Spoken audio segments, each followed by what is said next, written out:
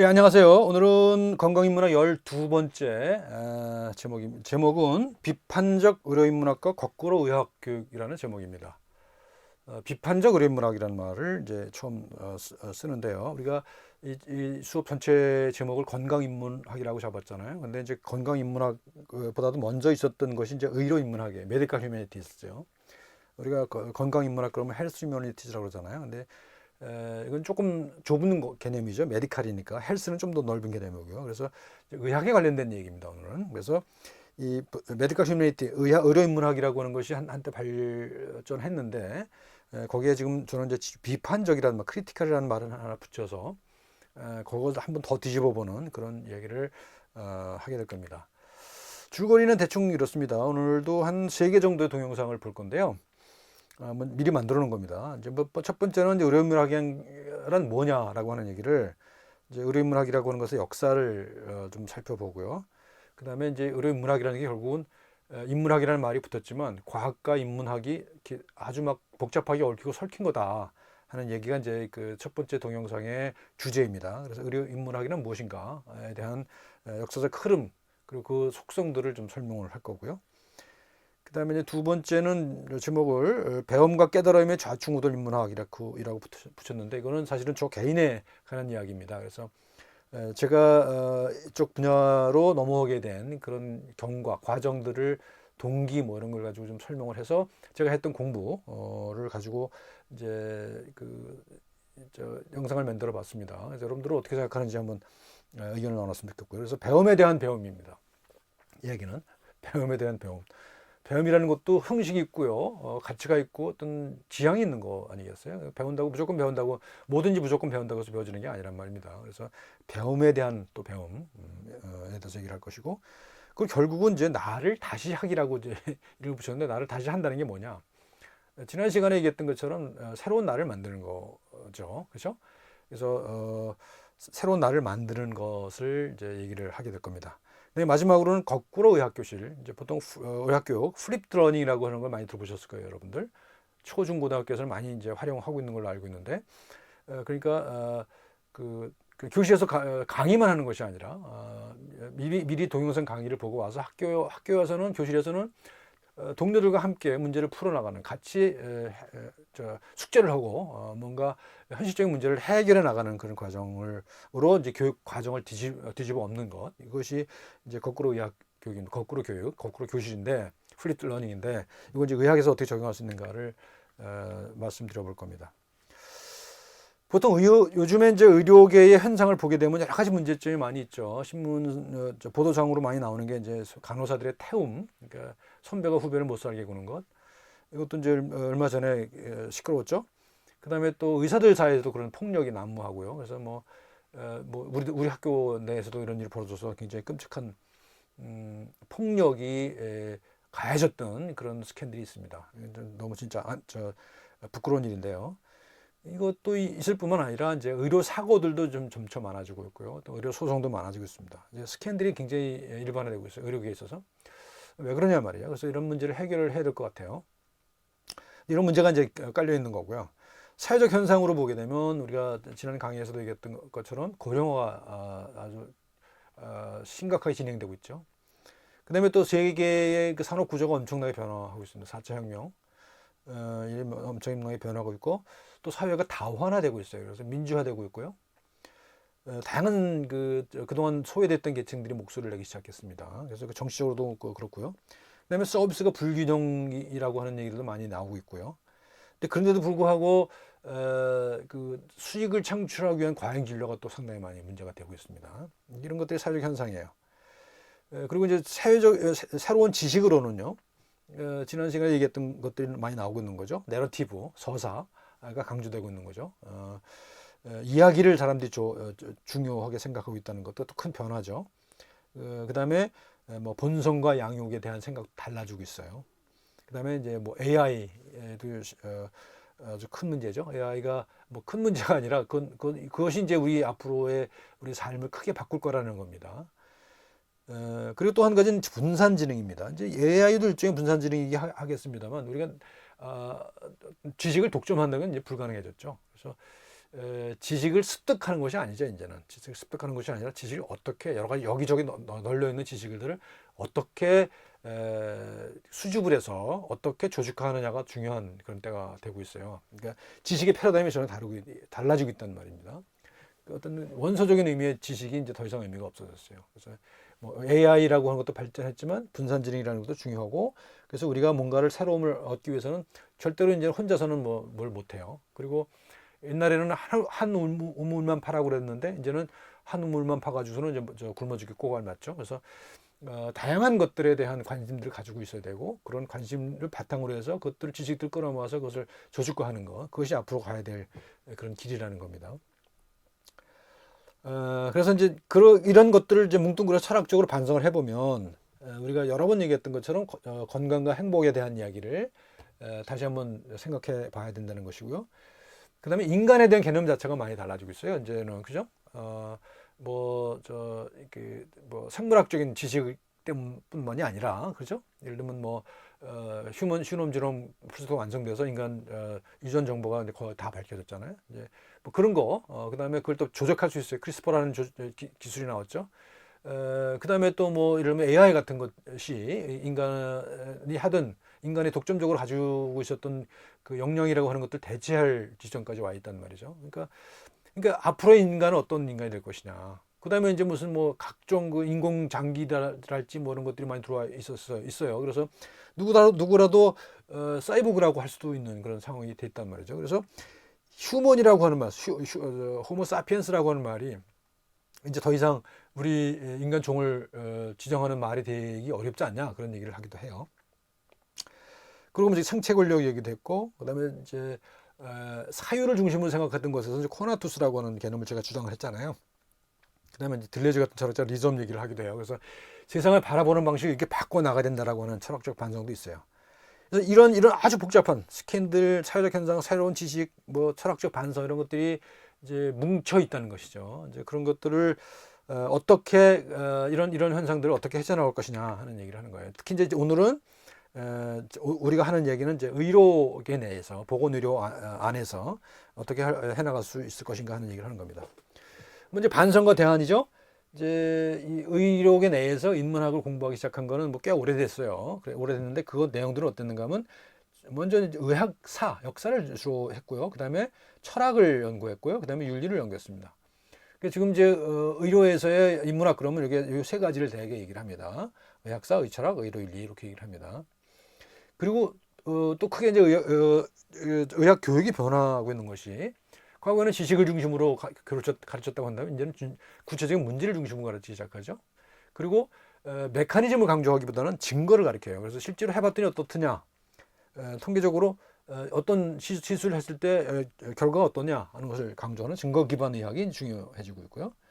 그다음에 이제 한때는 이제 그 의학의 그 체계를 비판하는 문명 비판 뭐 이런 것들이 있었습니다. 그리고 이제 우리가 지금 이번 학기 얘기하는 의료인문학, 건강인문학이 이제 또 한편으로 있었고요. 그리고 지금 오늘 얘기할 것은 그 중에서 비판적 의료인문학입니다. 크리티컬한 거예요. 그러니까 지금까지 우리가 공부했던 인문학을 비판적으로 보는 거예요. 그래서 좀 다른 틀을 짜보자라고 하는 겁니다. 그래서 이제 밑에 나오는 거 분산인지, 공유경제, 뭐 인공지능, 서사학 이런 것들은 앞 강의들에서 쭉 얘기한 것이고요. 그래서 이런 바탕 속에서 이제 그 의료인문학 자체를 좀 비판적으로 보자는 얘기입니다. 그래서 오늘 이제 교육과 인문학 얘기할 거거든요. 그러니까 교육이라고 하는 것은 배우는 거죠. 그다음에 의료인문학은 주로 돌봄에 대한 겁니다. 그러니까 배움과 돌봄, 이렇게 정리를 할 수도 있을 것 같아요. 의학교육은 배움이죠. 그다음에 의료인문학은 돌봄입니다. 이 배움과 돌봄이 상당히 유사한 구조를 가지고 있다는 거예요. 자, 먼저 교육을 봅시다. 교육은 20세기에는 도제식으로 가르쳤어요. 그렇죠? 선배가 선생이 하는 대로 따라서 하는 거였죠. 그래서 도제를 훈련을 시켰죠. 그래서 어떤 걸 할 수 있는 역량을 길러줬어요. 그런데 21세기 와서는 일방적으로 선생이 제자를 가르친다는 것은 이제 어려워졌어요. 왜냐하면 선생도 모르는 것이 엄청나게 많고, 뭐 하루에도 뭐 수백 수천 편의 논문이 나오는데 그걸 다 습득할 수가 없어요. 그리고 그거는 도저히 불가능한 것이고, 그래서 새로운 그 상황을 두고 실험을 해야 되는 거예요. 그러니까 교육이라고 하는 것이 이제는 지식을 전달하는 것이 아니라 새로운 상황을 놓고 가르치는 사람과 배우는 사람이 함께 협력해서 뭔가 실험적으로 그 문제를 해결해 나가는 그런 거가 된다는 것이죠. 그러니까 훈련을 받는 것이 아니라 학습을 하는 거예요. 그 학습이라고 하는 것은 실질적인 문제를 해결해 나가는 과정을 이제 만들어 나가는 것이죠. 그리고 과거에는 역량을 쌓으면은 그냥 그것으로 끝이었죠. 그 역량 그대로 발휘하기만 하면 됐지만 지금은 상황이 다 다르다는 것을 알게 돼요. 그래서 잠재력을 키워주는 거라고 볼 수가 있습니다. 과거에는 인지적으로 안정을 주었어요. 그래서 뭔가 공부를 다 하고 나서 다 외웠다고 생각되면 이제 편해지죠. 내일 시험이면. 그렇지 않으면 이제 불안해지고 그런데 이제는 그런 것이 필요한 것이 아니라 인지적 자극이 필요하다는 거예요. 그러니까 뭔가를 동기를 부여하는 것이 이제는 필요해진 겁니다. 그래서 습득해서 안정되는 것이 아니라 동기를 부여하는 것이 필요하다는 겁니다. 예전에는 의료인문학이 도구였어요. 그래서 뭐 이러저런 의료 기술의 발달로 통해서 어떤 윤리적 문제가 생긴다 그러면 그 문제를 해결하기 위해서 인문학이 도입됐어요. 그래서 인문학자, 의료인력자, 니네들 뭐 해결해봐. 이런 얘기가 일반적이 되었었거든요. 그러니까 부가되는 것이었어요. 도구이고 부가되는 것이었어요. 그러니까 다른 많은 학문들이 있어요. 뭐 기초의학이 있고 뭐 임상의학이 있어요. 거기에 더해서 의료인문학을 공부해야 된다. 그러니까 사람들이 부담을 가져요. 아, 이것만 하기도 얼마나 어려운데 이걸 또 해야 돼? 라는 생각을 가지는 거예요. 근데 그건 뭐가 문제냐? 이것이 하나의 부가적인 지식이라고 생각하기 때문에 그런 얘기를 하는 거죠. 인문학이라고 하는 것은 지식을 부과하는 것이 아니라 이제 여기 보시면은 새로운 관점을 획득하는 거죠. 사태를 바라보는 새로운 관점을 가지는 것이 의료인문학이거든요. 그러니까 부가된다고 하는 생각은 이건 아주 잘못된 거예요. 제가 어디 뭐 의사들이나 이런 데를 상대로 강의를 하면 항상 나오는 질문이 그겁니다. 우리가 할 게 얼마나 많은데 또 이걸 또 공부해야 되냐라는 얘기를 하거든요. 그 공부를 해야죠, 당연히. 근데 그거는 어떤 지식을 부과하는 게 아닙니다. 내가 가지고 있는 지식을 어떻게 조직화할 것인가에 대한 고민을 하자는 얘기지, 거기에 부과해서 뭐 다른 걸 또 외울 걸 더 얹어두는 게 아니라는 겁니다. 뭐 일부 외워야 될 게 있긴 하겠지만 그게 중요한 게 아니라는 것이죠. 그래서 어떤 새로운 관점을 획득해서, 그러니까 새로운 관점을 획득했을 때는 과거에 보이지 않던 것들이 보이기 시작하거든요. 그러니까 그런 새로운 관점을 획득하는 것이 중요한 것이고요. 부가되는 것이 아니라 연결과 종합이에요. 연결하고 종합하는 거예요. 기존에 있던 것들을 어떻게 새로운 방식으로 연결하느냐가 굉장히 중요한 거죠. 이제 앞으로 이제 신지식이라는 것은 이렇게 만들어지는 겁니다. 새로운 것을 부과해서 그것을 뭐 더하기 해서 만들어지는 것이 아니라는 거예요. 있는 것들 중에서 취사 선택해서 그것들을 만들어내는 것이, 그것의 새로운 연결을 만들어내는 것이 새로운 지식이라는 겁니다. 자, 이제 동영상을 보고 오실게요. 의료인문학은 무엇인가라고 하는 얘기를 보도록 하시죠. 그리고 그 다음에 이어서 다른 그 동영상을 또 하나 더 보실 겁니다. 배움과 깨달음의 자충우도 인문학. 이건 제 얘기를 담은 동영상이니까 오늘 같이 보시고 얘기를 계속하십시다.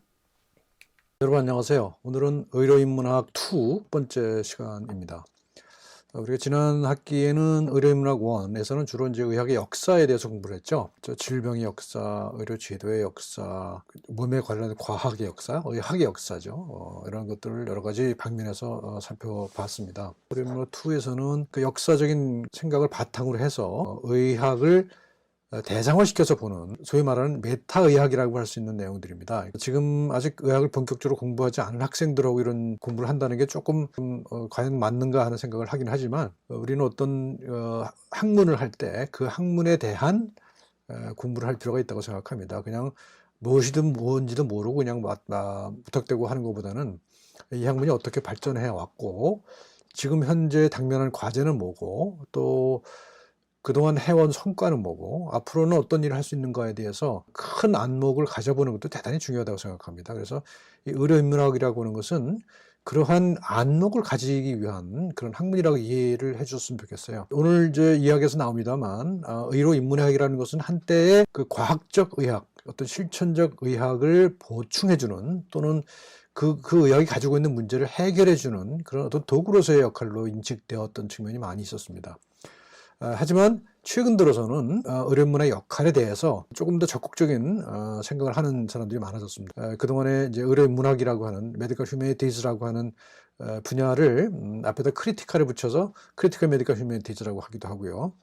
그다음에 단순하게 의료 시술에 관련된 메디칼이라는 언어 대신에 헬스 휴머니티라고 하는 건강인문학이라고 하는 말을 붙여서 이해를 하기도 합니다. 그 내용도 상당히 다양하고 복잡합니다. 그래서 지금 제가 오늘 여기 이런 마인드맵을 그려왔습니다만 이 중간에 해당하는 이런 내용들 있잖아요. 이 중간에 해당하는 내용들이 그 복잡성을 이제 보여주는 거거든요. 다양한 학문들이 이 안에 들어와 있습니다. 그래서 우리는 단순하게 어떤 문제를 해결해 준다든가 또는 뭐 어떤 비판적인 시각을 가진다든가 그런 단순하게 볼 수 있는 것이 아닌 것 같아요. 그래서 굉장히 얽히고 설킨 거다. 그래서 최근 들어서는 의료인문학을 대표하는 단어가 과거라면 휴메인이었거든요. 인간적인이라는 했거든요. 근데 지금은 뭐냐 하면 얽히고 설킴입니다. 인탱글먼트. 그러니까 뭐가 얽히고 설켰느냐? 과학과 인문학, 그다음에 여기 뭐 이데올로기 비판, 문명 비판, 뭐 증거 기반 의학, 뭐 거꾸로 교실 문제 바탕 학습, 온갖 학문과 온갖 교육적 방법들이 뒤섞여서 얽히고 설켜서 존재하는 것이다 하는 얘기를 최근에 많이 합니다. 그 정도로 하고 의료인문학이 어떤 역사적 맥락에서 나오는지를 한번 쭉 살펴보겠습니다. 요 왼쪽에 있는 요 박스들이 역사적인 그 발전 과정을 설명해 보여주고 있는 거거든요. 먼저 우리는 의료인문학의 뭐랄까요, 태도랄까? 히포크라테스라고 보죠. 히포크라테스는 의학을 어떤 신의 어떤 자기에 의해서 질병이 생긴다는 생각으로부터 자연이 질병의 원인이라고 하는 생각으로 하게 한 서양의 최초의 의사죠. 그래서 자연의학의 아버지다 이렇게 얘기합니다. 그래서 히포크라테스를 우리가 존경하는 이유는 그 히포크라테스 선서 때문이기도 하지만 또 한편에는 의학을 경험이라고 하는 토대 위에 올려놨기 때문에이기도 합니다. 지난학기도 얘기했습니다. 히포크라테스 한 유명한 말이 인생은 짧고 의술은 길다라고 그랬죠. 그래서 예술이 아니라 의술이었다는 거 아닙니까? 의술이 길다라고 하는 얘기는 그만큼 복잡하고 어렵다는 얘기를 하고 있는 거죠. 그리고 불확실하고 그런 것들을 담고 있는 겁니다. 그러니까 우리는 그 2500년 전에 나온 인생은 짧고 의술은 길다라고 하는 격언을 아주 깊이 감직해야 될 거라고 생각을 합니다. 그렇습니다만 실질적으로 그 경험이라고 하는 것이 굉장히 얕았잖아요. 고대 시대에는 과학이라는 것이 이제 발전하기 이전이었으니까요. 그래서 그 중세 시대에는 뭐 그 히포크라테스가 만들어놓은 그 체계, 경험의 체계였지만은 굉장히 또 추상적인 체계이기도 했거든요. 그래서 그 사원소설, 사치액설이라고 하는 그 이론을 기반으로 해서 모든 것이 이루어졌고, 그래서 마치 어떤 교조주의적인 이것이 무슨 뭐 성경 같은 그 히포크라테스의 또는 그 글을 이은 갈레노스의 책들이 그것이 어떤 경전처럼 여겨지는 그런 한 1500년을 살았죠. 16세기에 오게 되면요, 이제 베살리우스, 하비 같은 사람들이 나타나서 해부학과 생리학을 발달시킵니다. 그래서 이때부터 이제 어떤 과학적 의학의 토대가 만들어지는 거잖아요. 그렇지만 한편으로는 뭡니까? 과학적 토대는 우리 몸에 대해서, 몸의 구조와 기능에 대해서는 좀 많이 알게 됐지만, 그럼에도 불구하고 할 수 있는 게 없어요. 알면 뭐 합니까? 어떤 병을 치료하고 문제를 해결할 수 있는 능력이 있어야 되는데, 그런 능력은 없었단 말이죠. 그래서 과학은 발달했지만, 또 사회적인 그 시스템도 제대로 갖춰져 있지 않았고요. 그래서 19세기를 우리가 뭐라 그러냐? 세라피틱 니힐리즘, 치료적 허무주의라고 그러잖아요. 아는 것만치면 할 수 있는 게 없다. 뭐 하는 시기가 이제 19세기를 표현하는 말이라고 할 수가 있어요. 20세기 초에 오게 되면 이것이 이제 해결되는 기미가 보이죠. 그래서 만들어지는 게 뭐냐? 이제 플렉스너 보고서라는 것도 많이 들어봤잖아요. 그래서 플렉스너 보고서라는 건 뭐냐면 의학을 과학의 반열에 올려놓은 거죠. 그래서 의학을 공부하려면 반드시 과학적 기초가 있어야 된다. 그래서 과학을 공부한 사람만 의대에 들어와라. 그래서 이제 8년제가 만들어졌다고 했잖아요. 그래서 이제 그때부터 이제 의학은 과학이다라는 생각을 하게 됐고, 또 한 가지 덧붙여진 생각은 뭐냐? 의학은 과학이고, 그리고 그 과학에는 기초 과학이 있고 임상 과학이 있다. 기초 과학을 익히고 난 다음에 그것을 임상에 와서 활용을 해야 된다. 그래서 이제 이때부터 만들어진 게 의학은 과학이다. 또 하나는 의학은 임상의학과 기초의학으로 나눠진다 하는 그런 게 만들어졌죠. 그래서 지금도 우리가 가지고 있는 의학 교육 시스템이 이때 만들어진 것을 그대로 답습하고 있는 것이라고 할 수 있는 것이죠. 플렉스너 체계를 정착시키는데 아주 크게 기여한, 말하자면 20세기 히포크라테스라고 불러도 과연 손색이 없는 분이 계시죠. 윌리엄 오슬러라고 하는 분이 있는데요.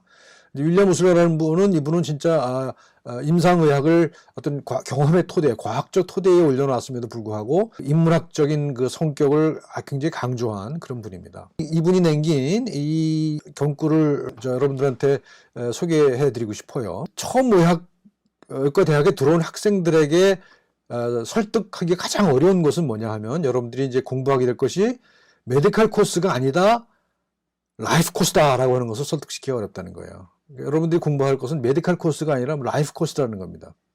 의학적 과정이 아니라 인생의 과정이라는 것이죠. 왜냐?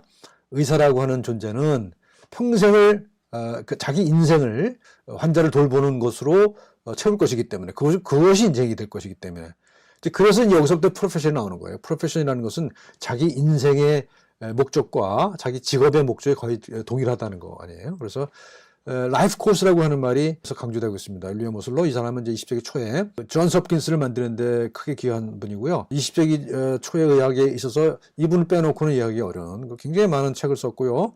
내과학교 가서 혼자 썼던 최후의 인물이죠. 그래서 뿐만 아니라 의학과 관련된 의술 행위와 관련된 의료 행위와 관련된 또 어떤 철학적 반성 또는 그런 경구들을 굉장히 많이 남겼습니다. 여기서 제가 강조하고 싶은 건 뭐냐면 오슬로에 있어서는 이 과학과 인문학이 구분되지 않았다라고 하는 겁니다. 그러니까 플렉스너 책의 초기 단계만 하더라도 이게 구분되어 있었지만 그 실천했던 오슬로 같은 모범적인 의사 같은 경우는 그것이 다 안에 들어와 있었다라고 하는 얘기를 하는 거죠. 아무튼 간에 그래서 플렉스너 책의 이후에 기초의학과 임상의학이 구분되기 시작하죠. 그러니까 오슬로가 원했던 건 또는 플렉스너가 원했던 건 아니지만 전반적으로 과학과 인문학이 갈라서기 시작합니다. 의학은 과학으로만 인지가 되게 되고 인문학에 대해서는 관심이 멀어지기 시작해요. 우리가 하고 있는 일, 우리가 의료행위, 의술행위에 관련된 그거 갖추고 있는 가치, 의미 이런 것들에 대해서는 별 생각을 안 하게 됐다는 것이죠. 그래서 생긴 문제가 뭐냐, 이제 스캔들이 많이 생기잖아요. 그러니까 2차 세계대전 때 뭐 나치나 일본 731 부대가 저질렀던 생체 실험 같은 그런 잔인무도한 짓들이 이제 문제가 됐고요. 그다음에 1960년대에는 살리도마이드라고 하는 약으로 인해서 전 세계에서 수만 명의 그 아이들이 팔다리가 없이 태어나는 그런 참사가 벌어지죠. 근데 이때부터 이제 의학을 그냥 이렇게 과학의 영역에만 놔둬서는 안 되겠다라는 생각을 하게 되는 거죠. 그러니까 이게 20세기 중반쯤이에요. 그러니까 뉴른베르크 이거는 이제 2차 대전 때니까 20세기 이제 40년대고요. 헬싱키는 60년대예요. 그다음 그 이후에 이제 70년대, 80년대로 오게 되면서 의료에 있어서 굉장히 많은 스캔들이 생기죠. 여러 가지 스캔들이 생깁니다. 지난 학기에도 좀 일부 설명을 했습니다만, 그래서 그런 것 때문에 생긴 게 이제 의료 윤리 운동이 생기죠. 의학을 그냥 그대로 내버려두지 말고 거기서 된 의료 윤리적인 해결책을 찾아야 된다라고 하는 겁니다. 근데 이제 중요한 건 해결책이에요. 해결책. 의료 윤리 운동은 어떤 의료 행위에 관련된 가치와 의미를 찾는 것이었지만 동시에 뭐였는가 하면 그런 문제를 가지고 있는 의학을 도와주는 곳이었습니다. 의학이 저지르는 문제를 해결해 주는 곳이었어요. 그래서 지금도 그런 생각을 하는 분들이 많은데 의료 윤리는 의학이 만들어내는 문제를 해결하는 어떤 그 해결사 역할이라고 여기는 분들이 꽤 있는 것 같아요. 그건 잘못된 생각이죠. 한때는 그런 게 이제 받아들여졌어요. 그래서 우리나라 의료윤리 학회가 생긴 게 1997년이거든요. 그때가 뭐냐면 소위 말하는 보라매병원 사건이 터진 해예요. 그러니까 그 이전까지는 의료윤리에 대해서 관심도 없었던 거죠. 그러다가 대형 사건이 터지고 나니까 그때부터 뭔가 우리가 반성을 하기 시작했던 거거든요. 근데 그렇지만 이런 것들에 대해서 꾸준히 고민해왔던 그런 토대가 없었어요. 그렇기 때문에 뭐랄까 피상적인 것에 머물렀다고 얘기를 할 수가 있겠죠. 그 당시 1990년대에 이제 활동을 보게 되면 이런 겁니다. 예를 들면 의학에 대한 비판적인 운동들이 많이 해서 뭐 문명 비판, 근데 이반 일리치 같은 사람이죠. 이데올로그 비판, 뭐 빈센트 나바라 같은 사람, 자본주의 체제 하에서의 의료 행위를 비판하는 거죠. 의료 사회학, 의료 서비스 공급과 수요와 공급에 관련된 문제 같은 것을 이제 고민하고 의료 인류학 문화에 따른 의료 행위의 차이점들을 연구하고요. 뭐 생명 인류는 아까 얘기한 거, 의학사는 뭐 오래전부터 해왔던 거예요. 역사.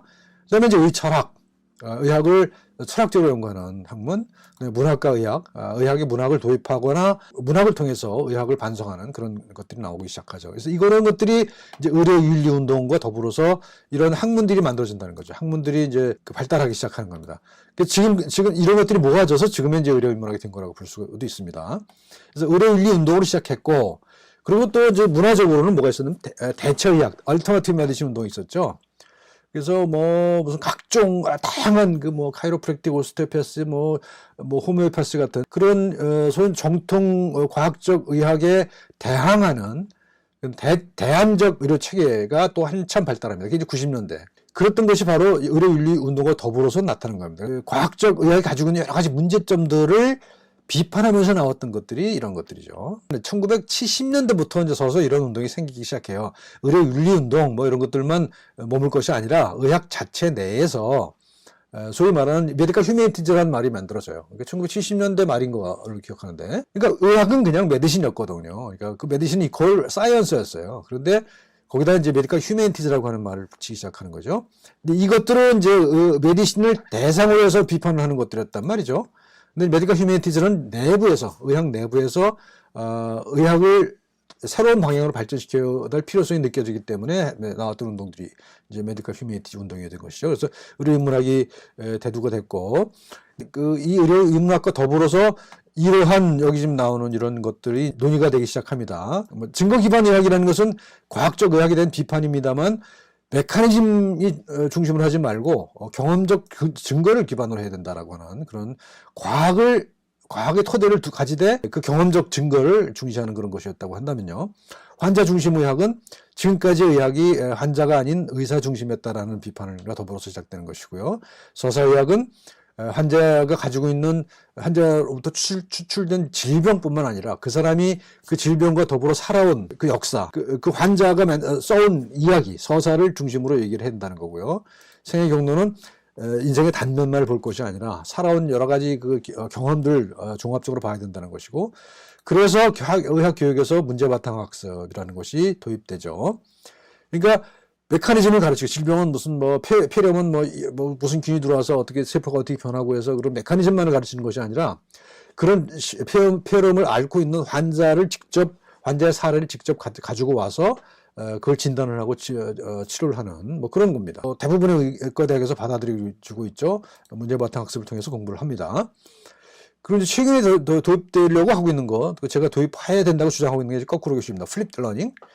그러니까 이 문제바탕 학습을 하려면 지식을 습득하고 그 습득을 바탕으로 해서 문제를 해결하기보다는 교육 과정에서 이미 실현된다는 겁니다. 그러니까 교육에서 이제 교수가 들어와서 교수가 이런 거 강의를 하고 그걸 학생들이 복습을 하고 예습을 하고 실제 상황에 적용시키는 것이 아니라 학생들이 실제로 사례 문제 해결을 직접 먼저 해보는 걸 교육을 한다는 거죠. 강의라고 하는 것은 이제 우리가 하듯이 동영상 강의를 통해서 이제 미리 전달되고 강의를 바탕으로 해서 수업 시간에는 학생들이 실제로 자기들끼리 협력을 통해서 문제를 해결해 나가는 그런 교육 방법이 거꾸로 교실 이미 초중고등학교에서는 많이 활용되고 있습니다만 대학에서는 잘 활용이 안 되고 있어요.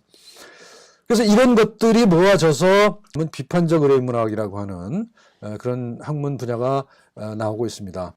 이제 비판적 의료인문학이라고 하는 분야가 나오기 시작하는데요. 이 크리티컬이라고 하는 말이 굉장히 또 불편해하는 분들이 많더라고요. 그러니까 메타의학이에요. 비판적 의료인문학을 하는 것은. 메타피직스가 뭡니까? 형이상학이 왜 메타피직스죠?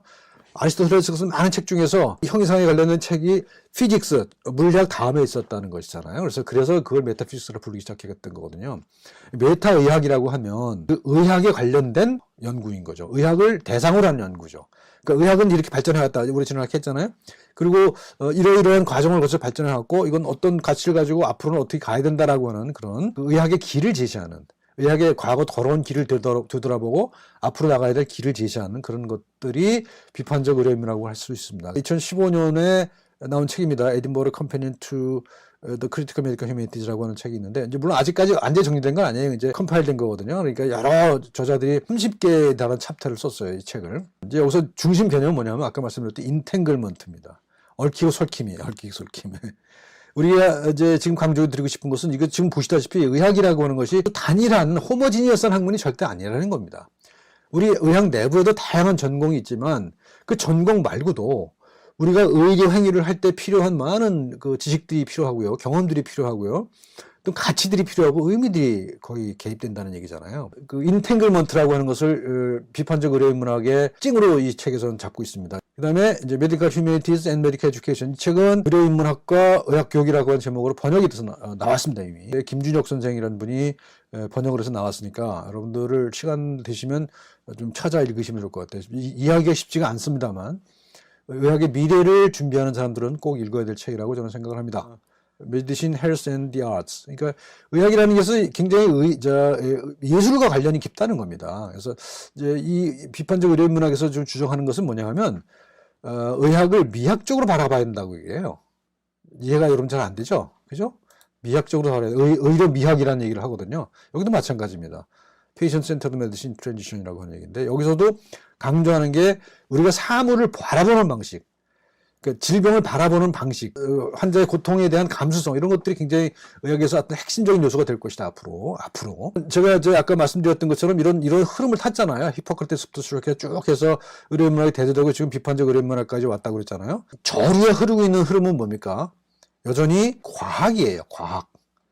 과학이라고 하는 것은 대단히 중요합니다. 그렇죠? 우리가 질병 또는 인간의 고통을 설명할 때 과학 빼놓고는 할 수가 없습니다. 그래서 과학의 흐름이 굉장히 중요합니다. 과학의 흐름이 굉장히 중요하지만 또 한편으로는 뭐냐 하면 우리가 그 과학을 활용해서 환자의 고통을 다루는 능력이 또 굉장히 중요한 거 아닙니까? 그러려면 과학만 갖고는 되지 않는다는 것이죠. 우리가 아무리 MRI를 가지고 있고 CT를 가지고 있고 그래서 모든 그 객관적인 몸의 상태를 파악한다 하더라도 그렇다 하더라도 그걸 찾아낼 수 있는 감시관이 없이는 아무것도 안 된다는 겁니다. 물론 AI가 지금 많은 역할을 한다고 그러긴 해요. 하지만 모든 걸 다 하지는 못할 거예요. 그러니까 감시관이 필요하다는 겁니다. 센서빌리티가 필요하다는 거예요. 센서빌리티. 어떤 환자가 왔을 때 그 환자가 가지고 있는 문제를 직감적으로 알아낼 수 있는 그런 능력이 필요하다는 것이죠. 그런 것들을 길러 나가야 된다는 겁니다. 이제 그런 걸 길러 나가려면 어떻게 되느냐? 지금 아까 얘기 얽히고 설킨 여러 가지 부분들 있잖아요. 이런 것들이 함께 녹아 있어야 된다는 겁니다. 이걸 함께 녹이려면 어떻게 되느냐? 우리는 단순한 메디컬 코스가 아니라 라이프 코스를 설계해야 된다는 거죠. 여러분들은 앞으로 의사로서 또는 그 돌봄 제공자로서 어떤 삶을 살 것인지에 대한 기초 그림을 학교에서 그려야 된다는 겁니다. 그거는 평생 그려나가는 것이기 때문에 여기서 모든 걸 다 완성한다는 건 불가능하겠지만 여러분들이 배워야 될 것은 이런 라이프 코스다 하는 얘기를 여기 이제 덧붙여 드리고 싶습니다. 오른쪽에는요, 이 왼쪽의 흐름을 나름대로 이렇게 정리를 해본 거예요. 그래서 이제 히포크라테스는 신전의학에서 자연의학으로 전환시킨 사람이죠. 그리고 베사이수나 하비는 이런 의학 경전으로부터 이제 직접 실험을 통해서 질병을 설명하기 시작했던 것이죠. 플렉스너와 오슬러 같은 사람들은 의료라고 하는 것, 현대의학, 과학적 의학을 과학으로 또는 제도로 만들어낸 사람이죠. 지금의 이제 제도로서의 의학, 이때 이제 뿌리를 내린 거란 말입니다. 그 다음에 이제 뉴른베르크 강령, 헬싱키 선언 같은 것들은 한동안 질병에만 관심을 가졌던 의학에 인간이라는 요소를 도입했다는 겁니다. 그리고 의료윤리 운동, 대체의학 운동, 그 다음에 여기 나왔던 많은 이런 얽히고 설킨 이런 비판적 시각들, 이런 것들은 몸에 대한 새로운 관점들이 대두되는 거죠. 그러니까 과학적 시선만이 아니라 다양한 그 시선들이 도입되고 있다고 하는 겁니다. 그래서 문화, 사회, 제도 등에 대해서도 관심을 가지기 시작했다는 거죠. 그 다음에 이제 여기 이제 설명은 안 하는데 오늘 너무 많은 얘기를 하는 것 같은데요. 잘 이해가 안 되더라도 그냥 대충 보고 넘어가십시다. 여기는 지금 인문사회과학 계통의 이제 이런 흐름들을 설명을 했잖아요. 여기는 과학 내부의 이제 어떤 새로운 시각들입니다. 면역학, 유전학, 인지과학, 진화생물학, 정보과학 이런 것들이 의학의 발전에, 의학의 방향에 굉장히 큰 영향을 미치고 있는 것이죠. 이건 자세한 얘기는 좀 나중에 서서히 하도록 하고요.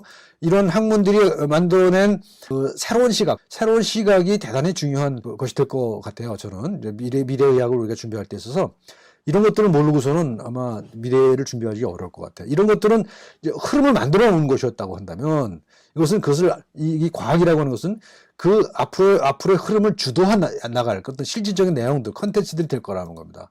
이건 왼쪽 거는 어떤 추동 세력이었다고 한다면 이건 실질적으로 길을 개척해 나가는 향도들이 될 것이다. 라는 생각을 저는 합니다.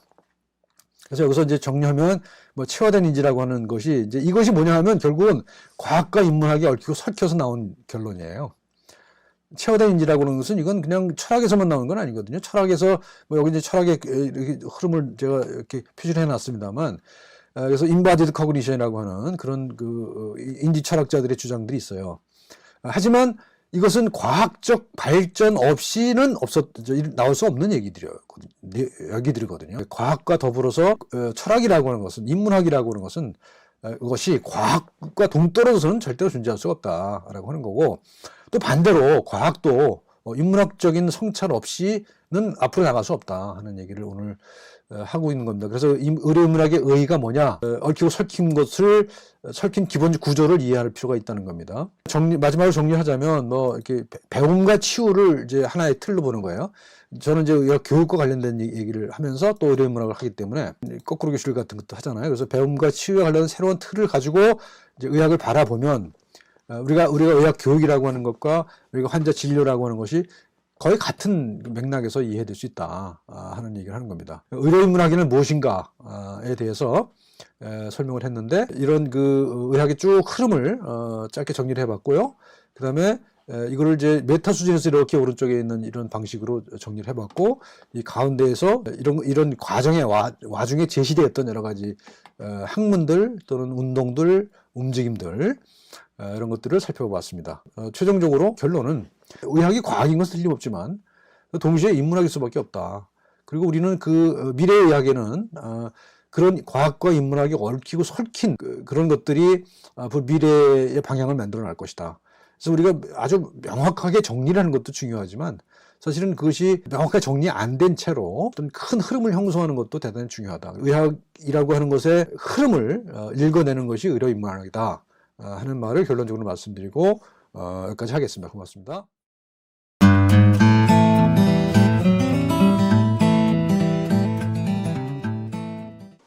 배움과 깨달음의 좌충우돌 인문학이라고 좀 긴 제목을 적어봤습니다. 개인의 저 자신에 대한 뭐 고백적 이야기를 좀 하게 될 것 같은데요. 제가 뭐 60 몇 년 살아오는 과정에서 어떻게 인문학을 공부하게 됐는지, 그리고 지금 그 과정에서 어떻게 저 자신이 변해가고 있는지에 대한 어떤 반성이랄까요, 뭐 고백이랄까요, 그런 이야기가 될 것 같습니다. 그래서 이제 부제를 이렇게 잡아봤어요. 나의 고백인데요. 무엇에 대한 고백이냐 하면 나에 대한 고백이고요. 누구를 위한 고백이냐 하면 나 자신을 위한 고백입니다. 그러니까 나를 위한 나에 대한 나의 고백, 뭐 이렇게 부제를 붙일 수 있을 것 같아요. 우선 그 제 경험을 좀 말씀드려 보면요. 제가 치과의사로 살다가 만 40이 됐을 때 이제 공부를 하러 가거든요. 그래서 내가 공부해 왔던 것과 내가 살고 있는 것이 좀 괴리가 느껴졌다는 것이죠. 내가 공부한 것을 처음에 순진하게 생각했을 때는 내가 아는 걸 그대로 실천하면 그게 제대로 된 삶이라고 생각을 했었는데, 보니까는 그 안다고 하는 것과 산다고 하는 것이 그렇게 일치가 되지 않는다는 느낌을 받았습니다. 그러니까 행복하지가 않더라고요. 그러니까 무슨 뭐 세속적인 성공은 뭐 할 수 있었던 것 같아요. 돈도 벌고 뭐 이렇게 해서. 그러니까 세속적으로는 뭐 객관적으로 별로 별 문제가 없었지만 촌이랄까요, 내면이 굉장히 불행했다는 생각을 했어요. 그래서 그때 다시가 아니라 공부하러 갔던 거죠. 전공을 바꿔서 대학 공부를 하러 갔던 건데요. 몇십 년 돌아와서 다시 생각을 해보니까 그때 왜 내가 그런 결정을 했는지가 조금 설명이 돼요. 그때는 그냥 무조건 그냥 싫어서 떠났던 건데요. 그래서 보니까는 이런 거죠. 그 당시에는 아는 대로 사는 것이 아는 대로 사는 것이 윤리적인 삶이고 그것이 좋은 삶이라고 생각을 했었어요. 생각해 보니까 이 구조가 이제 직선적인 삶이에요. 안다는 것과 산다고 하는 것이 바로 직선으로 연결된다, 인간관계로 된다라고 믿었던 것 같아요. 그리고 상당 부분 아직도 그런 신념을 가지고 있는 것 같아요. 저 자신뿐만 아니라 우리 구성원들이 그렇게 생각하는 것 같아요. 아는 것과 사는 것이 바로 직접적으로 연결된다는 생각이죠. 그런데 생각해 보니까는 그렇지 않다라고는 의심을 하기 시작했던 것 같아요. 그때가. 그러면 그 갭을, 간극을, 암과 삶의 간극을 어떻게 메꿀 것인가, 잘 몰랐어요. 그때는 뭐가 문제가 뭔지도 몰랐고. 그래서 공부를 좀 일단 해보자 라는 생각을 했던 거죠. 그러니까 역시 알미라고 하는 토대 속에서 시작했던 일입니다. 사실은 생각해 보니까. 그래서 그 간극을 메우는 것도 역시 알미라고 하는 체제를 통해서 메울 수 있다고 생각하는 거죠. 그러니까 공부를 하면 그 간극을 메울 수 있을 거라 생각했던 겁니다. 그러니까 그동안 뭐 과학 또는 뭐 치과에서 살아왔던 그런 뭐 어떤 지식을 갖고 살았던 살아왔는데, 그것이 어떤 내 삶과 일치를 이루지 못했었는데, 그 간극을 인문학을 공부를 해서 그걸 메꿀 수 있을 것이다라고 생각을 했던 것 같아요. 그러니까 그렇게 보니까 이거는 삶은 뭐였는가 하면 계속 벽돌로 쌓는 것이었어요. 지식을 하나하나 쌓아나가면 그게 삶이 된다고 생각했다는 것이죠. 그래서 삶을 벽돌 쌓기로 생각했던 그리고 그 벽돌 쌓기라고 해서 그렇잖아요. 이미 다 설계도는 이미 완성되어 있는 것이고요. 그 설계도에 맞춰서 거기다 하나하나 끼워 넣는 거잖아요. 그래서 그걸 뭐 차근차근 착실하게 쌓아가면 훌륭한 집이 완성된다고 생각을 했던 거예요. 그래서 그 벽돌이라는 것은 그 지식이라는 거였죠. 알미라는 것이었죠.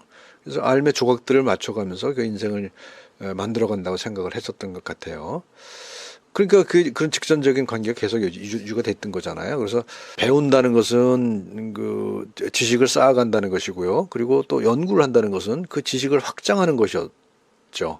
돌아와서 저 학생들을 만나고 학생들을 가르친다고 소위 말하는 가르친다고 얘기를 했었는데요.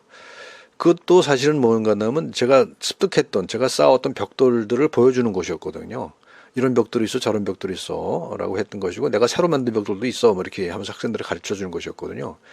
그 학생들은 제 버릇을 따라서 또 거의 비슷한 집을 지을 것이라고 예상했던 겁니다. 그러니까 이때 가르친다는 것은 내가 축적했던 지식을 그들에게 전달해 주는 것이었다는 겁니다.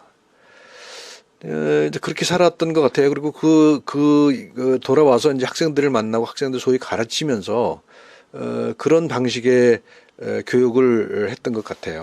예를 들면 윤리 가르친다고 하면, 윤리라고 하는 것은 어떤 그 올바름에 대한 지식을 습득시켜 주는 것이라고 생각을 했었거든요. 그러니까 무슨 윤리의 이론들, 철학적 이론들, 이런 것들을 전달해 주면은 학생들은 그런 합리적인 지식을 통해서 그걸 틀을 삼아서 자기 삶을 설계할 것이라고 상정을 한 것이었던 것 같습니다. 그러니까 결국은 어떻게 됐는가 하면 이제 윤리라고 하는 것은 어떤 식으로 변질되는가 하면 자기 삶을 스스로 개척해 나가는 것이 아니라 윤리라고 하는 어떤 추상적인 그리고 정의로운 틀을 가지고 내 자신의 욕망을 억누르는 것이었다고 생각이 됐어요. 그러니까 윤리는 욕망을 억제하는 것이다라는 생각을 암암리에 맞은 사람이 가지고 있잖아요. 이제 그런 것이었다는 겁니다. 그래서 그런 식으로 저도 교육을 해왔던 것 같아요. 그리고 지식을 전달했고 윤리 이론들에 대한 지식, 사례들에 대한 지식 이런 것들을 전달해주면 학생들이 그걸 가지고 합리적인 판단을 할 거라고 상정을 했던 거예요. 그리고 많은 세월이 지나면서 지금 제가 이미 이제 60이 넘은 지 한참 됩니다만. 나이를 먹으면서 그게 아니었나 보다 하는 깨달음이 서서히 생기는 겁니다. 그 지식을 전달한다고 해서 지식을 제대로 가지고 있다고 해서 그것이 윤리적인 행동을 하지는 않잖아요. 많은 사람들이. 그래서 이 욕망이라고 하는 것에 대해서 좀 새롭게 생각을 하게 되죠. 그리고 그것과 관련된 이런저런 공부를 하면서 좀 내가 알았던 것에 대한 새로운 깨달음을 얻게 되는 것 같습니다. 그래서 그걸 다시 이제 설명하면 저는 이렇게 설명합니다. 배움에 대한 배움이다. 그동안은 가르칠 줄만 알았어요. 내가 배우고 그걸 확충해서 그것을 학생들한테 전달해주는, 가르쳐주는 그런 것이라고 생각을 했는데 지금 와서는 이런저런 공부를 하면서 특히 이 공부라고 하는 것은 특히 인지과학의 공헌이 큽니다. 인지과학도 1세대, 2세대, 3세대 나옵니다만 1세대 인지과학은 역시 아까 얘기했던 벽돌 쌓기식의 지식이었던 것 같아요. 그런데 이제 이것이 지식이 쌓이면서 오히려 그 틀 자체가 변화되는 그런 느낌이 있습니다. 그래서 2세대, 3세대 창출 행위적 접근 이런 것들이 나오거든요. 이제 그러면서 또 이제 이것이 역시 이제 공부했던 철학 이런 것과 또 연결이 되죠. 연결이 되면서 새로운 몇 가지 깨달음을 얻었다고 저는 생각을 해요. 근데 그게 이제 뭔가 하면 개념적 혼성이라는 그 말인데 좀 어렵죠. 우리가 가지고 있는 개념들 있잖아요. 예를 들면 윤리적 개념들, 정의다, 자유다, 자율성이다, 평등이다 하는 그런 개념들 있잖아요. 그런 개념들이 지금까지는 아주 투명한 현실에 의해서 오염되지 않은 그런 투명한 개념이라고 생각을 했었던 거거든요. 근데 점점 이제 어떤 생각이 드는가 하면 그런 투명한 개념이 어디 미리 존재하고 있는 건 아니라는 그런 깨달음을 얻게 되는 거죠. 정의라는 게 하늘에 어디 있겠습니까? 이제 플라톤식의 이데아죠. 이데아로 그렇게 있다고 얘기를 했잖아요. 그래서 그걸 우리가 몇천 년 동안 따라왔는데 자유라고 하는 게 절대적인 개념이 있습니까? 자유라는 게? 조금만 생각해봐도 그래요. 내가 자유롭다고 하는 것이 내가 하고 싶은 대로 마음대로 하는 것이냐. 내가 하고 싶어 하는 것은 그게 내 자유냐. 내가 하고 싶어 하게 만드는 어떤 객관적 상황이 또는 주관적 상황이 있을 수 있는 것이거든요. 그러니까 뭐 정의다, 자유다, 무슨 뭐 이런 것들이 투명한 개념은 아닐 거라는 생각을 하게 되는 거죠. 그래서 이런 개념이라는 것도 삶의 흔적이죠. 그리고 여러 가지 다양한 삶의 환경 속에서 삶의 조건 속에서 또 혼성이 된다는 것이죠. 개념이라는 것이 이런 걸 보면은 그런 그 우리가 이데올로 그래서 이데아로서의 개념은 존재하지 않는다는 생각을 하게 된 거고 그 가장 얼마 전에 읽은 책에서 이런 깨달음을 얻었습니다. 우리는 어떻게 생각하는가라는 책인데요. 폴 포코니에하고 마크 터너라는 사람이 쓴 책이에요. 그 상당히 설득력 있게 와닿았습니다. 그 개념적 혼성이라는 게 하나 있고요. 그다음에 은유라는 겁니다. 내가 예를 들어서 무슨 뭐 윤리적 행위가 어떤 거냐라고 물을 때 또는 자유가 뭐냐, 자유 의지가 뭐냐라고 물을 때 그것을 이해하는 방식은 우리는 한 가지 개념을 그것 자체로 이해할 수는 없다는 겁니다. 무엇과 관련지어서 이해를 해야 돼요. 그래서 우리는 이해한다는 것은 다른 것과의 관련성, 연결되어 있는 것이라는 거죠. 그래서 모든 알은 연결이다. 이렇게 저는 얘기를 하죠. 그래서 모든 암은 연결이다라는 말이 우리가 사물을 이해하는 방식은 은유다라고 하는 말로 다 바꿔서 볼 수가 있는 것이죠. 자, 그래서 개념적 혼성이 있고요. 그 다음에 은유가 있고요. 그 다음에 세 번째는 신체화된 인지입니다. Embodied Cognition입니다. 내가 안다는 것 또는 내가 산다는 것, 내가 뭔가를 한다는 것은 결국 내 몸이 하는 거잖아요. 내 몸이죠. 내 몸에 떠난 나라는 게 존재할 수가 있나요? 플라톤의 이데아도 그렇고요. 그다음에 뭐 칸트의 무슨 철학도 그렇고요. 뭐 의무론적 철학도 그렇고요. 결국은 그 선험적으로 존재하는 뭔가가 있다는 거였거든요. 그 선험이라고 하는 것은 내 몸과 무관한 거잖아요.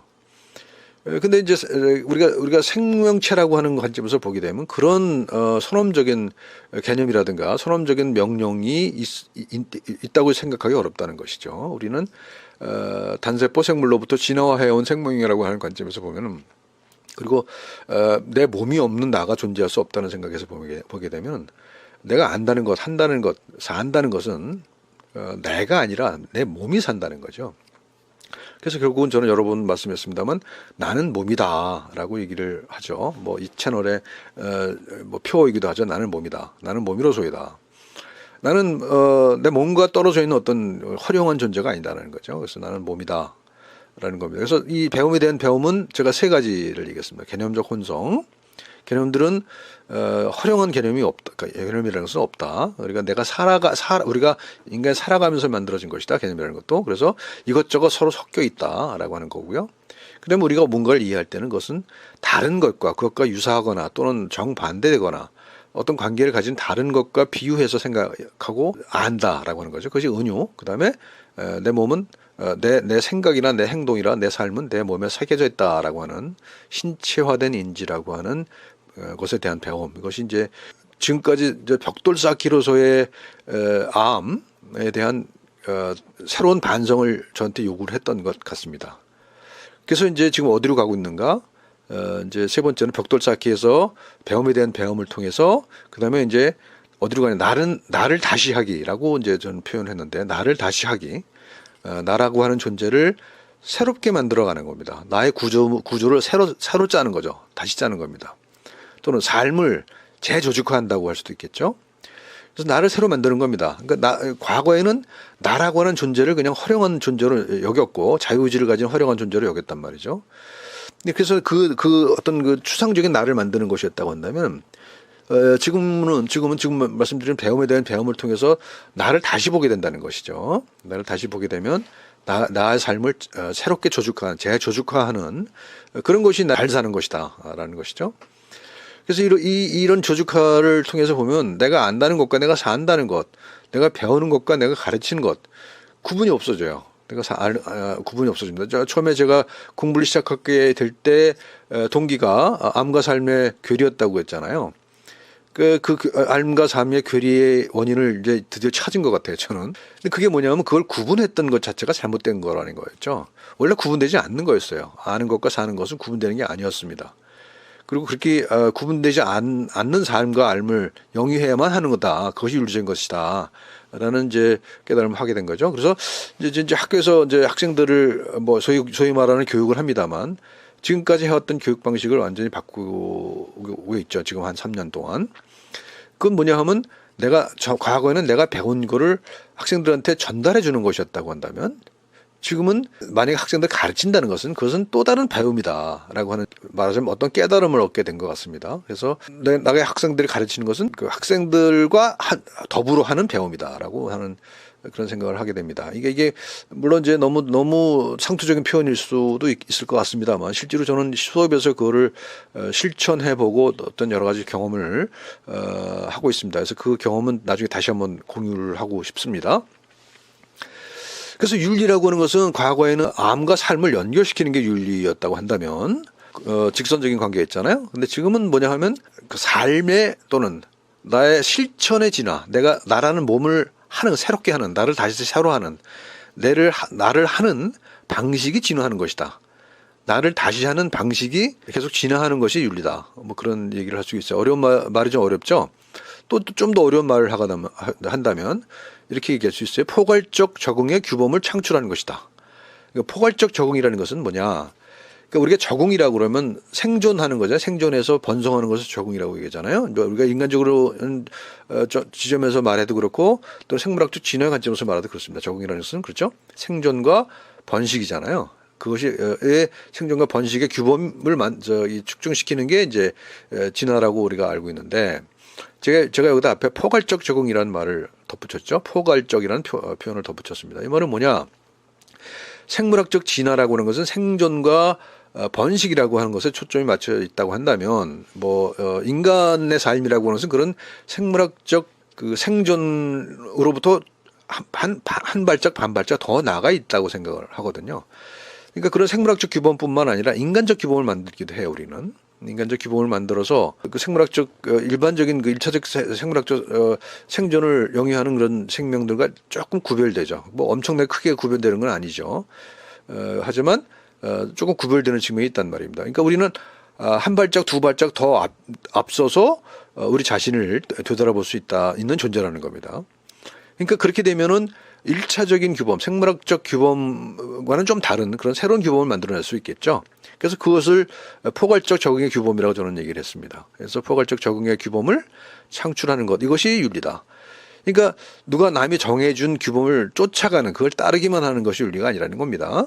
지금까지의 윤리는 그랬잖아요. 그것이 의무론이 됐든 결과론이 됐든 간에 그 어떤 이론이란 말입니다. 어떤 이론에 따라가서 거기에 맞춰서 우리 삶을 재단하는 것이었단 말이죠. 근데 몇백 년 동안 그것을 이제 활용해 왔습니다만 그것이 그렇게 적응을 할 수 있는 그런 설계도 같은 그런 존재가 아니라는 것을 알게 되죠. 명확한 처방을 내리지 못합니다. 그 이론들이. 그러니까 결국 이제 이렇게 다시 돌아와서 생각을 해보면 나를 다시 하기의 관점에서, 그러니까 배움에 대한 배움을 통해서 나를 다시 하는 그런 관점에서 보면 윤리라는 것은 새로운 규범을 만들어내는 것이다 라는 겁니다. 그러니까 규범을 따르는 것이 아니라 새로운 규범을 만들어내는 것이고, 그런 규범을 통해서 실천을 하죠. 실천을 해서 그 실천된 결과가 다시 내 암과 삶에 되먹여지는, 그래서 암과 삶과 함, 이렇게 좀 표현합니다만 이것이 서로 순환적인 구조를 가는 것이죠. 그래서 결과적으로는 이것이 순환하면서 또 새로운 단계로 진화해 가는 것, 이것이 우리가 사는 것 아닌가, 그런 생각을 합니다.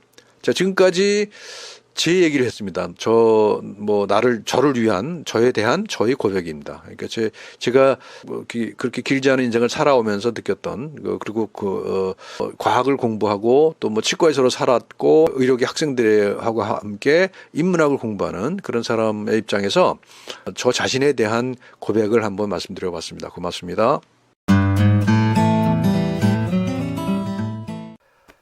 자, 의학 교육의 철학과 실천이에요. 과거 아주 옛날에는요 텍스트가 중심이었어요. 그러니까 예를 들면 고대 서양이나 동양이나 마찬가지입니다. 이러면 서양에서는 히포크라테스의 전집이라는 게 있어요. 한 60편 되는 논문이고요. 그다음에 히포크라테스 뒤를 이은 갈레노스라고 하는 사람이 어마어마한 양의 책을 씁니다. 의학책을. 그래서 그 후대의 의사들은 그 책을 소화하느라 쩔쩔맸어요. 1500년 이상. 그게 마치 성경처럼 돼 있었던 거예요. 너무 책을 많이 썼어요, 이 사람은. 그러니까 그게 아주 교조주의에 빠져버리게 됩니다. 그래서 서양 의학이 아주 오랜 동안 침체기를 거쳤던 이유 중에 하나예요. 근데 너무 많은 책을 쓰니까 그걸 습득하는 데만 사람들이 시간을 다 써버려요. 그러니까 거기서 새로움을 창조할 수가 없었던 것이죠. 동아시아도 마찬가지입니다. 이제 고대 뭐 황제내경이라는 책이 나왔고 뭐 그 뒤에 무슨 상한론 같은 책이 나왔잖아요. 근데 그 이후에도 많은 새로운 의학 금원사대가도 있고 뭐 나왔는데 그 이후에 의학자들이 그 의학을 습득하는 방식이 대체적으로 그런 텍스트에 매달렸다는 겁니다. 텍스트에 매달렸고 그걸 이제 물론 임상의들이 이제 그걸 응용해서 임상에 적용을 하긴 했지만 그랬던 거예요. 그래서 텍스트 중심의 의학이 1500년 정도 지속이 돼요. 그러니까 이건 교조주의인 거예요. 그 다음에 이제 19세기 말쯤 되면요, 과학이 들어오죠. 의학의 과학이 들어옵니다. 의학의 과학이 들어오면서 이제 그 의학은 과학이다라는 생각이 이제 뿌리를 내리게 되죠. 그래서 플렉스너 보고서라는 게 나오는데 이게 기초의학과 임상의학을 구분하는 거였어요. 그러니까 기초의학을 열심히 배우면 그거를 임상에 적용하는 거다라고 생각했다는 거예요. 그 체계가 이제 플렉스너 체계거든요. 지금의 의학 교육도 이 체계를 그대로 유지하고 있습니다. 근데 그 동안에 한 100여 년 되는 동안에 세상이 많이 달라졌잖아요. 그래서 처음에 20세기 초죠. 1910년이니까요. 플렉스너 보고서가. 그때까지만 하더라도 이런 고도 산업 사회가 아니었거든요. 그래서 충분히 이것이 가능했어요. 그런데 그 이후에 급속하게 산업화가 진행되면서 의료 산업도 엄청나게 컸단 말이죠. 그래서 소위 말하는 의산복합제라는 게 만들어졌어요. 이건 플렉스너 체계가 만들어진 때하고 전혀 다른 환경이 만들어진 거죠. 그래서 여기서는 뭐가 중심? 옛날 플렉스너 체계에서는 과학이 중심이었거든요.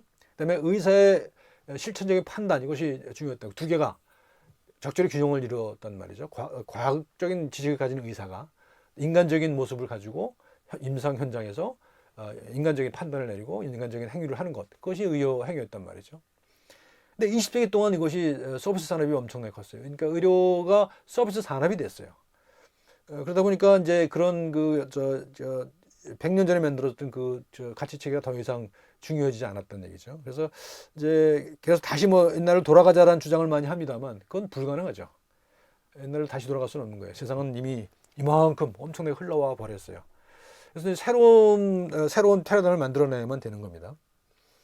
그래서 이제 나온 것이 이제 의료인문학이니 무슨 건강인문학이니 뭐 이런 인문학적인 반성이 나온 겁니다. 이런 그 상황 속에서. 그리고 이제 그 의료인문학이라는 게 나왔고 또 의학 교육에서도 그런 것이 적용돼서 학생 중심의 교육이다. 과거에는 교수 중심의 교육이었거든요. 교수가 들어와서 떠들면 그냥 학생은 그걸 딸딸딸 외워서 시험 치르는 거였거든요. 근데 지금은 이제 교육에서도 전반적으로 학생 중심이라는 개념이 들어왔죠. 그래서 아까 얘기했던 거꾸로 교실이 바로 그런 학생 중심으로 가자는 거였군요. 그리고 그것은 지식보다는 경험을 강조하는 거죠. 그래서 이제 교육에서도 그런 것이 변화가 있었고요. 그다음에 이제 의학계에서는 환자를 중심으로 가자. 여태까지는 의사가 중심이었다는 얘기예요. 의사 중심에서 환자 중심으로 가자라고 하는 얘기를 이제 하기 시작하죠. 학생 중심, 환자 중심 이게 같은 구도에 있는 거라 생각을 합니다. 그리고 이것 결국 지식에서 경험으로 가는 길이라는 거예요. 그래서 이제 의료계에서 그런 그 실천 사례들이 꽤 있어요. 여기 보면 이제 Core and Integrated Medical Humanities 코스가 있는데 이것은 이제 영국의 페닌슐라 메디컬 스쿨이라고 하는 곳이 있는데 이것은 2002년도에 문 닫았던 의과대가 새로 문을 열면서 교육 시스템을 완전히 바꿔서 지금 그 플렉스너 체계가 가졌던 그런 기초의학과 임상의학 구분 없이 환자 중심으로 또는 학생 중심으로 시스템을 완전히 뒤바꾼 그런 사례가 하나 있고요. 그다음에 이제 미국의 이건 페닌슐라는 영국이고요. 미국의 마운트 사이나이 의과대학 여기는 이제 인문학을 공부하는 학부에서 인문학을 공부하는 학생들이 미리 선발해서 그들을 이제 의학 교육을 시키는 그런 그 시스템이 있습니다. 이제 통계를 낸 거 보면 인문학을 공부하는 학생들이 자연과학을 공부하고 들어오는 학생들보다 훨씬 더 공부를 잘하더라는 얘기가 있습니다. 그리고 이제 플립드 메디컬 에듀케이션 오늘 제가 말씀드릴 거고요. 의학 교육을 거꾸로 하는 거예요. 실제 사례를 중심으로 해서 그것도 짧은 동영상을 먼저 제시해주고 학생들은 그걸 갖고 토론을 통해서 공부를 하는 그런 이야기입니다. 그 오른쪽에 있는 책은 이제 미국의 클리블랜드 클리닉이라고 하는 이제 유명한 병원이에요. 여기서 나온 책이에요. 환자의 경험의 혁신이다. 이 병원이 그 환자 서비스 평가에서 굉장히 낮은 점수를 받았답니다. 그래서 이걸 이제 개혁을 하는 과정을 이제 보여주고 있는 거거든요. 우리나라도 지금 이제 환자 경험이라는 걸 강조를 해요. 그래서 퇴원 환자를 중심으로 해서 설문을 하잖아요. 진료 경험에 대해서 된 데이터를 만들고 있거든요. 그래서 점차적으로 강조되고 있긴 해요.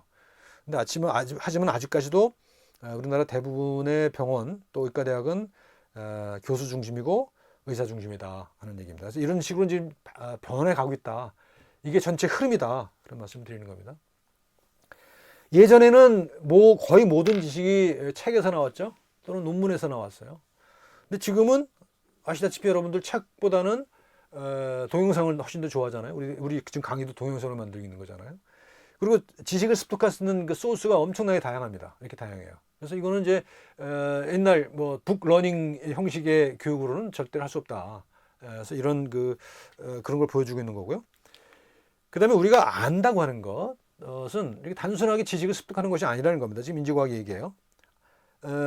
느끼는 것은 그 후두엽에서 해요. 그다음에 관찰하는 것은 대개입니다. 대개 축두엽에서 해요. 그다음에 어떤 걸 몸을 움직여서 하는 것은 두정엽에서 해요. 그다음에 생각을 하는 것은 주로 전두엽에서 한단 말입니다. 이렇게 생각하고 느끼고 관찰하고 행하는 것이 다 섞여 있다는 거죠. 다 섞여 있기 때문에 옛날처럼 생각하는 것만 가지고서는 이제 제대로 된 지식을 습득하기가 어렵다는 얘기죠. 이게 이제 교육학에서 나오는 유명한 그림인데요. 내가 어떤 교육을 받았을 때, 어떤 학습을 했을 때 그것을 오래 기억하는 정도를 비교해 보면 이렇다는 겁니다. 강의를 1시간 동안 한다. 그러면은 강의 끝나고 나서 그 강의 내용 중에서 5%밖에 기억을 못 한대요. 책을 읽었다. 10%. 그 다음에 이거를 이제 시청각 자료를 통해서 봤다. 20%. 그 다음에 실제로 뭔가를 행하는 걸 봤다. 예를 들면 무슨 수술하는 걸 실제로 봤다. 그럼 30% 기억해요. 그 다음에 그 일정 주제에 대해서 동료들 같이 디스커션을 했다. 토론을 했다. 50%. 그 다음에 실제로 실습을 해봤다. 75%. 그 다음에 내가 아는 걸 다른 사람들 가르쳐서 봤다가 100%, 90%를 안다는 거죠. 그러니까 이것이 이제 그 교육심리학에서 나온 얘기예요. 그러니까 여태까지 우리는 5%밖에 못했다는 얘기 아니겠어요? 강의만 한다는 것. 그것은 이것밖에 아니라는 거예요. 아니었다는 겁니다. 그래서 왼쪽 피라미드 거꾸로요. 외우는 것, 그 다음에 이해하는 것, 적용해 보는 것, 그 다음에 분석해 보는 것, 평가해 보는 것, 실제로 창조해 보는 것. 이런 순서로 간다는 얘기입니다. 그러니까 외워서 지식을 가둬둘 수는 없다고 하는 것을 여기를 통해서 알 수가 있는 거예요. 실제 사례를 통해서 실제 해봐야 된다는 얘기 아니에요. 그런 거고요. 이제 거꾸로 교실의 개념도거든요. 이런 겁니다. 옛날에는 왼쪽처럼 강의를 해요. 그러면 학생들이 강의 받아 적어서 집에 가서 공부를 해요. 그래서 숙제를 합니다. 그리고 그걸 갖고 시험을 쳐요. 근데 지금 어떻게 하느냐? 이제 그 강의 자료를 온라인으로 또는 동영상으로 받아요.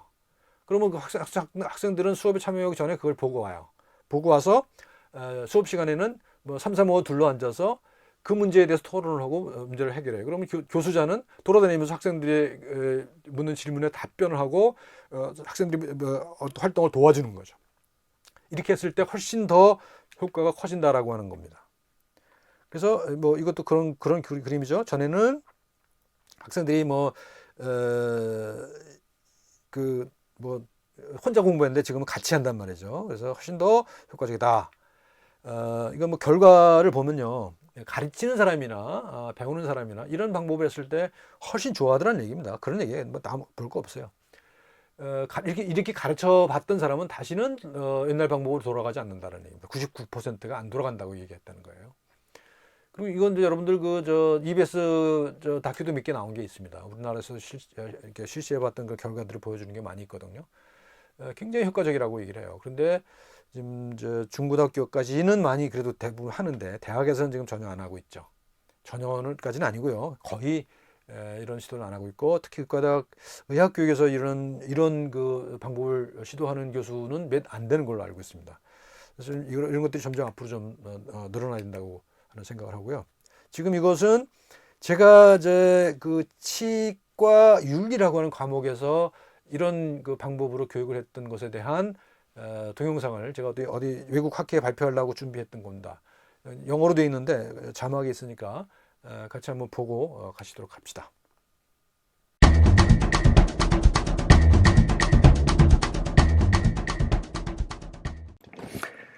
Hello, ladies and gentlemen. Today I'm going to talk about my experience in dental ethics education, in which learning is intended to happen rather than giving students necessary knowledge and directives. This is what we call flipped learning. In this scenario, ethics is not only to have thoughts and ideas about justice, fairness, and happiness, but also, and more importantly, having emotions and directly doing something. In flipped classroom, learning starts from real-world situations, whether they be historical or contemporary. Health practitioners have at all times been criticized ethically, either as direct pickpocketing or unnecessary health services claiming undue amount of money. This problem of over-treatment has recently been a big issue in Korean society, especially in dentistry. This is why we chose the problem of over-treatment as the main theme of dental ethics course this semester. Traditionally, ethical practice has been thought of as a theoretical deliberation, conflicting values, principles, and attitudes. It was assumed that the correct reasoning is directly translated into right action. But really, I strongly doubt not. We tend to think ethics as one of many cogwheels of life that functions mechanically with other values such as honesty and integrity. Or medical ethics belongs entirely to the medical practitioners who declare that they would observe the Hippocratic Oath and the like. Trust was the premise rather than the product of ethical iterations and practices. This is a cartoon ridiculing doctors' hypocrisy, who declared to be ethical and then go nuts. More recently, healthcare ethics was abridged into 4 concise principles: autonomy, non-maleficence, beneficence, and justice. These were thought to be the practical summary of 2 contrasting ethical theories of deontology and utilitarianism. We still want quick abstract fix of malfunctioning healthcare system rather than to be deeply involved in the real-world situation. Now we have escaped from the notorious image of pickpocketing and attained the noble status of beneficent caregivers. But the gap between abstract idea and the real are still large. Now we propose an alternative that can narrow or even nullify the gap between abstract ethical ideas and the real life. We borrowed this idea from recent educational movement emphasizing students' experience of real-world problem solving and the insight they get from the experience. We have tried this idea in the dental ethics class. First of all, we decided to stop giving lectures offline and went online. We made short videos and put them on the Learning Management System, LMS, so that students can watch at any time. The real learning was meant to take place at offline small group session, where they talk about real or virtual cases and make their own judgment. There are 4 key features of flipped learning in dental ethics class. First, do not intend to teach something, just make some learning take place among students. Second, quit the lecture room and go to the small group discussion rooms. Third, interact with students as much as possible, both online and offline. And fourth, make the best of the Online Learning Management System, LMS. Today we have unbelievably large amount of information stored in many different forms of sources. Problems, including ethical ones that we face every day, are also complicated in nature. So ethical problems cannot be solved and taught in simple terms. They should be learned and solved by stakeholders themselves. The role of us instructors is to facilitate their learning and not giving them necessary knowledge, information, and skills. Learning takes place when students try to solve the real-world problems of their own. so the instructor's role is restricted to give them appropriate problems and set up the environment.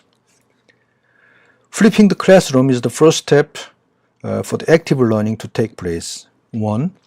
Short video containing minimal amount of knowledge and information is given online. 2. Students in small groups are encouraged to pick some problems among the video contents and try to solve them by themselves. 3. Professors visit groups in discussion and give some feedback and comments. 4. They put the result of discussion on the LMS. Real learning happens while students are talking among themselves and with instructors. They come up with, share, criticize, and modify ideas of their own making. They are becoming the legislators of their own norms. The course begins by watching a documentary called Confession of Hospitals, made by a broadcasting company, SBS. It shows hospitals where unnecessary healthcare services are indiscriminately provided with negative clinical and social outcomes. This documentary serves as a background reality from which to think about and construct new norms to deal with it. The documentary shows a dentist who accuses fellow dentists of not resisting the temptation of overtreatment and succumb to the unethical routine. Then we turn into the FDI Dental Ethics Manual, a very small handbook of dental ethics. Every chapter was taken as a subject and made into video, which was then put to the LMS so that students could watch before coming to the small group session. Students watch the video at home, on the subway, or anywhere they want to. They bring the ideas brought about by the video lecture into the discussion room. There they share, accept, and criticize colleagues' ideas into his or her own problem-solving task. I walk around the groups asking and answering questions, suggesting slightly different way forward. The result of the discussion is put to the LMS and get the instructor's evaluation and feedback. In flipped learning, short, concise lectures are given online, whereas in traditional learning, long, comprehensive lectures are given offline. In traditional learning, students had to do homework by themselves or get some help from family members or private tutors. In flipped learning, every student becomes others' tutor. In traditional learning, the final product is the scores of examination. In flipped learning, continuously growing selves are the goal. This is what healthcare ethics or health humanities more generally are all about. This is the LMS screen of mine, which shows all the courses I provided this semester. This is the 4th week bulletin board showing video, team tasks, and the criteria for the evaluation.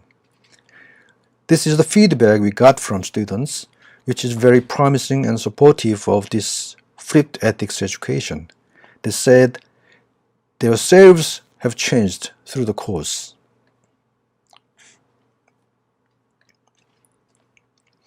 The feedback from the students was positive generally. They said this course has been useful and interesting. But some of them wanted to listen more diverse voices from other students outside their team. Accepting this feedback, we are going to reshuffle teams during semester next time. They are still uncomfortable in making their own norms without professor's direction.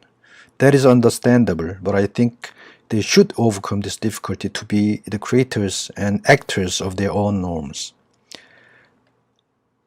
Some of them also pointed out that this course deals with the problem of overtreatment only from patients' point of view. They complained that the dentist's interests and viewpoints was ignored.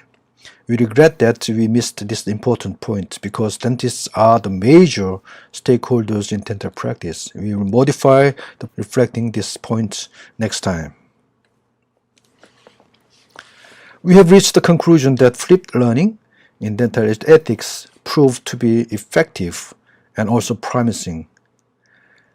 It does not force the students to apply the blind rules, but help them create their own rules and norms. 100 years ago, John Dewey said, "If we teach today's students as we taught yesterday, we rob them of tomorrow." I strongly believe that the flipped learning is the way of living tomorrow. Thank you very much for watching. 자, 그렇습니다. 이제 뭐 동영상을 한 2개, 3개 봤죠? 3개 봤고 그 짧게 정리를 할게요. 그 우리가 공부한다는 거, 안다는 것은 결국은 우리가 어떤 삶을 사느냐하고 굉장히 긴밀하게 연결되어 있다는 겁니다. 과학은 과학과 인문학이 구분되는 게 아니라는 거예요. 이 구분은 이제 문과니 이과니 하는 거는 머리에서 지워버렸으면 좋겠어요. 이건 아예 그냥 처음부터 지워버렸으면 좋겠어요. 이건 읽지도 않은 걸 억지로 만들어 놓은 거거든요. 문과다 이과, 너는 문과적 소양이 있고 나는 뭐 아니고 뭐 이런 말 자체를 안 하는 게 좋을 것 같습니다. 과학과 인문학은 구분되지 않아요. 결국 섞여 있습니다. 그리고 그 인사이트들이 서로 교환될 때 진정한 의미의 그 가치를 가지게 된다는 겁니다. 그래서 암과 삶, 또는 아까 앞에 강에서 나온 걸로 한다면 암과 말이죠. 말. 이것이 서로 연결되어야 된다는 겁니다. 연결되어야 된다는 거예요. 이제 앞으로는 연결해요. 앞으로의 키워드는 연결입니다. 지금까지는 많이 습득하는 것, 많이 가지는 것이 최고였지만 지금은 연결입니다. 연결. 그렇잖아요? 모든 것이 연결 속에 있습니다. 인간관계도 마찬가지고 지식도 마찬가지고요. 연결해 있습니다. 어떤 것을 어떻게 어디다 연결시킬 것인가에 따라서는 전혀 다른 것이 나올 수가 있다는 얘기입니다. 그리고 오늘 이야기는 돌봄과 배움에 대한 얘기죠. 의학은 돌보는 학문이잖아요. 그 다음에 교육은 배우는 거잖아요. 그러니까 돌봄과 교육에 대한 거, 이 비슷한 구조를 가지고 있다는 거예요. 그러니까 교육과 의료는 상당히 비슷한 구조를 가지고 있다고 저는 옛날부터 그렇게 생각해 나왔어요. 그래서 저는 이제 그런 그 2개를 같이 하는 물론 제가 실제로 돌봄 서비스를 제공하지는 않지만 학생들과 같이 공부해 가면서 배움을 같이 하고 있단 말이죠. 그리고 그 배움의 내용이 돌봄에 대한 거란 말이죠. 그래서 돌봄과 배움이라는 것은 같은 구조로 돼 있고 같이 배워야만 되는 것이다라고 하는 거고, 다시 말씀드리지만 통접이라고 하는 말 제가 잠깐 썼었죠. 통섭이 아니라 통접이다.